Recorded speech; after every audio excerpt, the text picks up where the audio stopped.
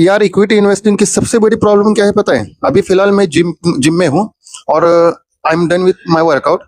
Gym trainer through out the workout कहता रहा कि यार माइंड मसल कनेक्शन, जो टारगेटेड मसल है, जा टारगेट करना चाह रहा है वही टेंशन आ रहा है या नहीं, वही मसल ट्रेन हो रहा है या नहीं, इस पर ध्यान दो। लेकिन थ्रू आउट दी वर्कआउट में क्या कर रहा था पता है?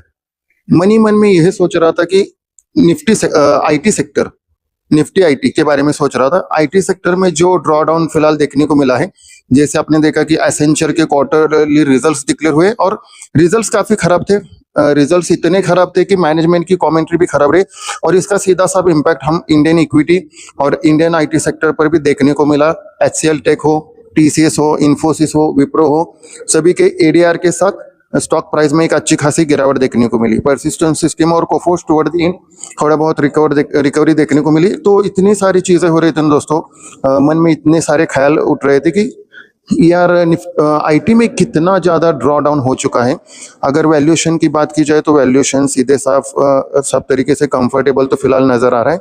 Not with courage and persistence, obviously थोड़ा सा महंगा ही रहेगा क्योंकि पिछले कुछ 2-3 सालों से इन कंपनियों ने अच्छी खासी ग्रोथ डिलीवर की है। ईयर ऑन ईयर बेसिस और क्वार्टर ऑन क्वार्टर बेसिस इनके प्रॉफिट्स अच्छे रहे, प्रॉफिट की ग्रोथ हो, सेल्स की ग्रोथ हो, अच्छी खासी रहे। On the other hand TCS, Infosys, आप कह सकते हो विप्रो, एचसीएल टेक ने कंपेरेटिवली थोड़ा बढ़िया परफॉर्म किया है, लेकिन इन तीनों ने काफी डिसअपॉइंटिंग किया है, चाहे वो टॉप लाइन हो, बॉटम लाइन हो। लेकिन मैं सोच रहा था यार जिस तरह से वैल्यूएशन कंफर्ट नजर आ रहा है, ये जो ड्रॉ डाउन है, इज इट इनफ या और ड्रॉ डाउन होना बाकी है, ये सारी चीजें मैं सोच रहा था। वैल्यूएशन के हिसाब से देखा जाए तो वैल्यूएशन सारी कंफर्टेबल नजर आ रहे हैं और पी, लेकिन ग्रोथ, अब एआई का इम्पैक्ट कितने दिनों तक रहेगा? ऐसा तो नहीं होगा कि एआई की वजह से जो आईटी सेक्टर है एंटायरली रिप्लेस हो जाएगा, वैल्यू माइग्रेट हो जाएगी। क्योंकि पास्ट में हमें कई जगह वैल्यू माइग्रेशन देखी है, जैसे कोडेक का कैमरा हो, कोडेक हो, सीधे सब तरीके से हमने वैल्यू माइग्रेशन देखा। सो ये वैल्यू माइग्रेशन है या आईटी सेक्टर जिनके पास इतना अच्छा खासा कैश फ्लो है ना, कैश इक्विवेलेंट अगर देखोगे, cash flow to free market float अगर देखोगे तो काफी कमाल का है। अभी रिसेंटली आपने देखा एचसीएल टेक ने सर्वम एआई में निवेश किया, ठीक है।